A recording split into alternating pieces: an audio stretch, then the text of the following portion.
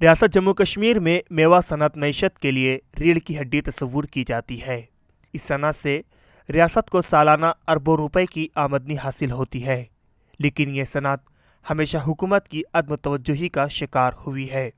ریاستی حکومتوں نے صنعت کو تقویت دینے کے لیے غیر سنجیدگی کا مظاہرہ کیا ہے اور یہاں کے سیب کو بین الاقوامی برانڈ بنانے میں ابھی تک ناکام ثابت ہوئی ہیں۔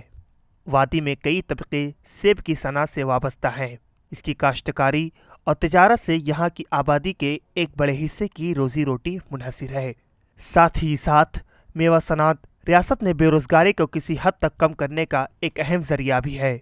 یہاں کا سیب لذت کے اعتبار سے اول درجے کا مانا جاتا ہے، تاہم کشمیر میں اب امریکہ، آسٹریلیا، چین اور دیگر کئی ممالک کے سیب بھی درآمد کیے جاتے ہیں، جس کے باعث کشمیری سیب کے لیے مقابلے کی کیفیت پیدا ہو گئی ہے۔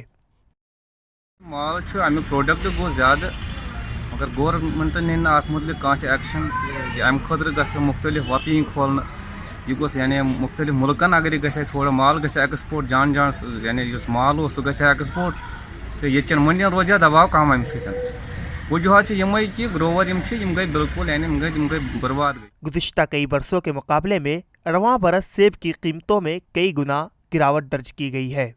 محکمہ باغبانی کے اعلیٰ عہدیداران کا کہنا ہے کہ رواں برس سیب کی پیداوار میں بے حد اضافہ ہونے کی وجہ سے سیب کی قیمتیں گزشتہ برس کے مقابلے میں کم رہی۔ اس کی وجہ رواں برس ہوئی قبل از وقت برف باری کو بتایا گیا۔ ہمارے پاس ابھی تک کولڈ اسٹوریج جو ہے وہ بہت ہی کم ہے۔ جو ہی ہمارے پاس سی اسٹورز کی بھرپور تعداد ہو تو ہمارے فروٹ کی جو ریٹ ہے وہ اس سے بڑھ جائے گی۔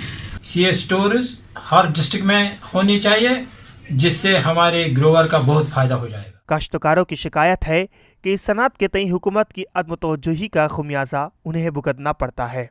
ایک طرف غیر معیاری ادویات کی وجہ سے سیب کی کوالٹی بگڑ جاتی ہے، دوسری جانب منڈیوں تک رسائی کے لیے ٹرانسپورٹ کی عدم دستیابی سے کاشتکاروں کو وقتاً فوقتاً نقصانات سے دوچار ہونا پڑتا ہے، تو کبھی کبھار قدرتی آفات کا بھی سامنا کرنا پڑتا ہے۔ ای ٹی وی بھارت کے لیے اننت ناگ سے میر اشفاق کی رپورٹ۔